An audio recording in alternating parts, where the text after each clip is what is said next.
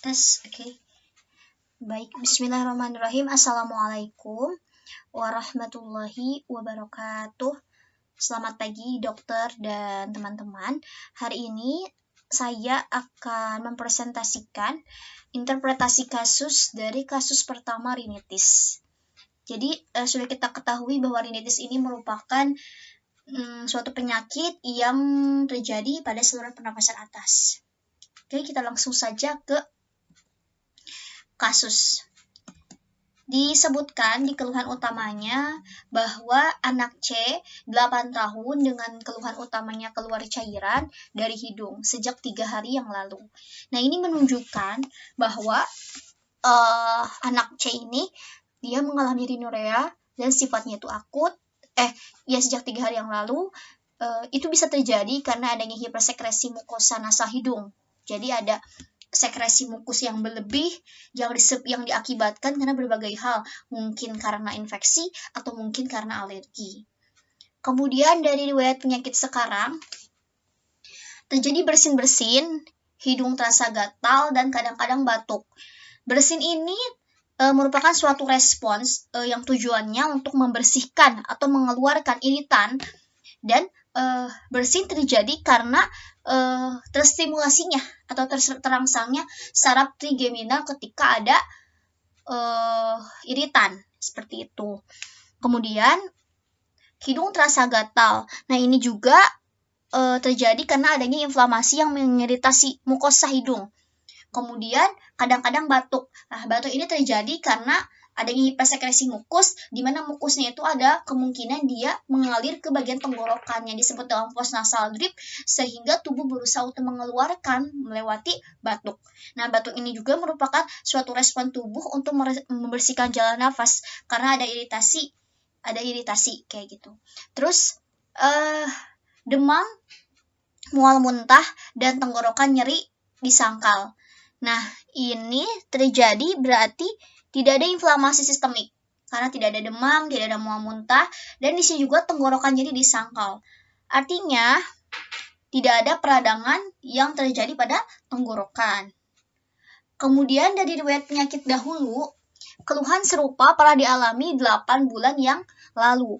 Ini pertanda keluhan yang dialami pasien ini sifatnya itu kronik, karena sudah dialami 8 bulan lalu dan mengalami kekambuhan yang disebut dengan rekuren. Kemudian riwayat lahir dan tumbuh kembang normal. Artinya, keluhan yang dialami pasien ini bukan karena kelainan anatomis. Bukan karena kelainan anatomis yang terjadi pada saluran nafas. Kemudian riwayat alergi, yaitu udara dingin. Jadi ketika ada udara dingin, pasien akan mengeluhkan bersin-bersin, hidung keluar cairan, alergi lainnya di sangkal. Jadi ketika ada udara dingin, maka tubuh pasien akan memberikan respons yang sangat berlebihan, yaitu terjadi hipersekresi mukosa nasal. Alergi lain di sangkal, berarti tidak ada alergi lain, hanya alergi udara dingin saja. Terus riwayat penyakit obat. Keluhan serupa diberi obat oleh dokter, pasien tidak ingat nama obatnya dan sembuh. Nah, ini ada kemungkinan obat yang dikonsumsi pasien ini sifatnya itu adekuat dan termasuk dalam golongan dekongestan atau obat antihistamin. Kenapa? Karena dekongestan ini merupakan obat yang memiliki indikasi seperti bersin-bersin atau pilek, hidung tersumbat, hidung terasa gatal, dan kadang-kadang batuk. Jadi kemudian antihistamin juga kan. Jadi intinya dari obat tersebut itu bisa menetralkan reaksi yang dialami pasien. Riwayat penyakit keluarga dan riwayat penyakit sosialnya tidak ada. Artinya kalau yang dialami pasien ini bukan karena genetik atau keturunan, bukan karena herediter, bukan karena faktor lingkungan, dan bukan juga faktor perilaku. Jadi tidak ada faktor perilaku atau lingkungan yang mendukung lagi keluhan yang dialami pasien. Terus dari hasil anamnesis maka diambillah hipotesis dugaan-dugaan. Yang pertama rinitis, 2 sinusitis, 3 influenza, 4 faringitis, 5 tonsilitis, 6 laringitis. Nah, rinitis ini tentunya gejalanya tuh hampir serupa. Rinitis ini merupakan suatu radang yang terjadi pada membran mukosa di dalam hidung. Jadi pada membran mukosa hidung. Gejalanya tadi hampir mirip ya, ada rhinorea, bersin, hidung gatal, terus ada batuk karena postnasal drip, dan ada riwayat alergi. Terus untuk sinusitis. Nah, sinusitis ini merupakan suatu penyakit yang mana terjadi peradangan dan infeksi yang terjadi pada dinding sinus yang berongga gitu, baik di sinus maxillaris atau ethmoidalis atau sphenoidalis. Nah, gejalanya hampir serupa, kadang ada rhinorea, bersin, hidung gatal, dan ada batuk karena postnasal drip. Ketika influenza diambil, influenza ini merupakan suatu penyakit pernafasan saluran napas atas yang sifatnya itu menular dan terjadi karena adanya infeksi virus influenza. Gejalanya sama, ada rhinorea, bersin, hidung gatal, atau ada batuk postnasal drip. Kemudian faringitis, tonsilitis, laringitis ini adalah suatu penyakit peradangan atau iritasi yang terjadi. Kalau faringitis berarti kan terjadi pada faring. Kalau tonsilitis terjadi pada tonsil atau ada radang atau disebut dengan radang amandel. Kalau laringitis berarti radangnya terjadi pada laring. Dan gejalanya itu hampir serupa juga, ada rhinorea, bersin, hidung gatal, dan ada batuk. Nggak ada batuk.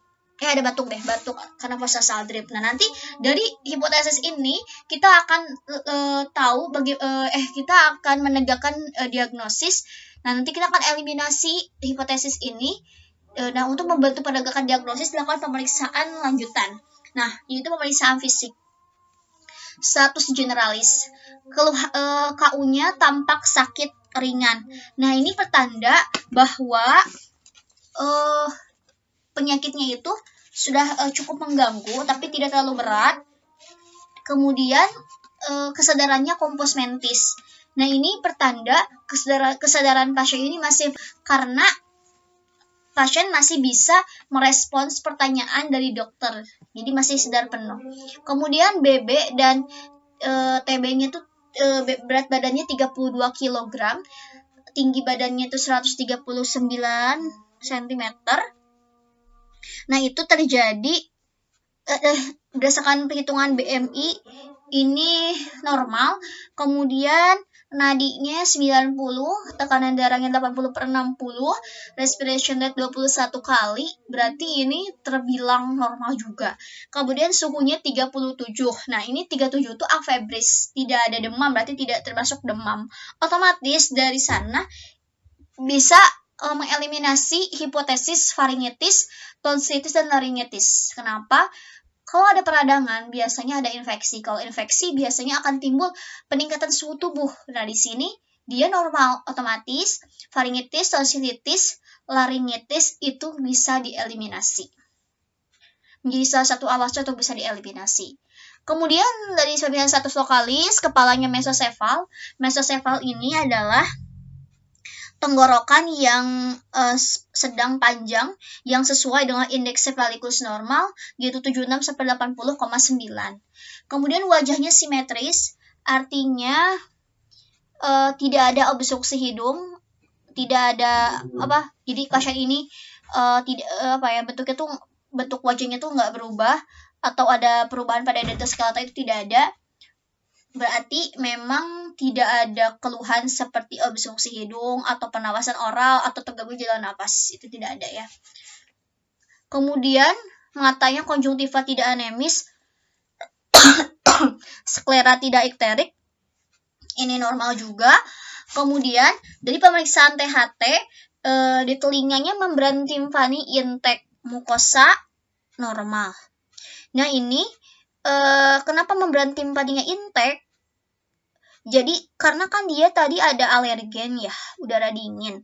Nah, itu efeknya tuh ke hidung sama ke telinga, itu bisa menyebabkan peningkatan mediator inflamasi akibat alerginya itu, sehingga akan terjadi hipersekresi sel goblet di mukosanya. Akibatnya, kalau yang terjadi pada tenggorokan hidung, itu akan terjadi gangguan pada tuba estasius, dan terjadi peningkatan permeabilitas kapiler. Nah, oke lanjut ya. Tadi mohon maaf tadi ada sedikit gangguan. Tadi sampai ke pemeriksaan telinga. Nah, membrane timpani intek ini terjadi karena adanya alergen, dimana ketika alergen ini dia memasuki saluran pernapasan atas, efeknya tuh ke hidung sama ke telinga. Jadi dia itu akan terjadi peningkatan mediator inflamasi akibat alerginya itu, sehingga akan terjadi hipersekresi sel goblet. Kemudian selain itu, ketika ada alergen juga akan menyebabkan gangguan di tuba Eustachius, sehingga efeknya itu terjadi tekanan negatif di telinga tengah karena ada permeabilitas kapiler, sehingga telinganya itu akan terasa seperti rasa penuh. Kemudian dari pemeriksaan hidung itu pernapasan cuping hidung tidak ada, artinya tidak ada kesulitan bernafas. Rhinorea positif jelas ya karena adanya keluar cairan dari hidung.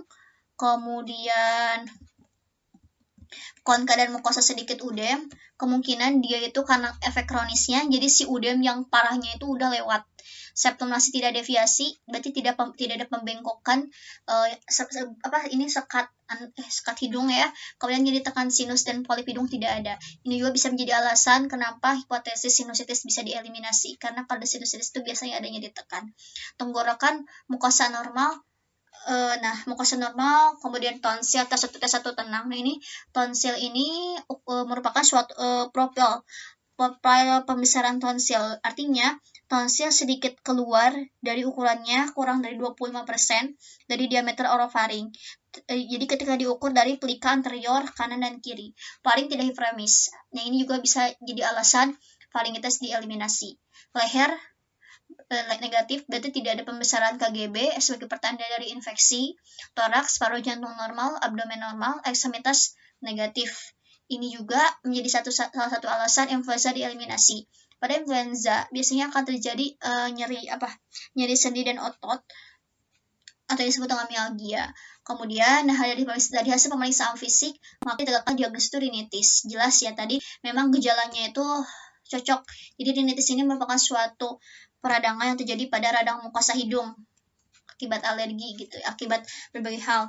Kemudian untuk yang gejalanya tuh tadi karena rhinorea, bersih-bersih, hidung gatal, batuk, akibat nasal drip, ya. Kemudian ada alergi udara dingin.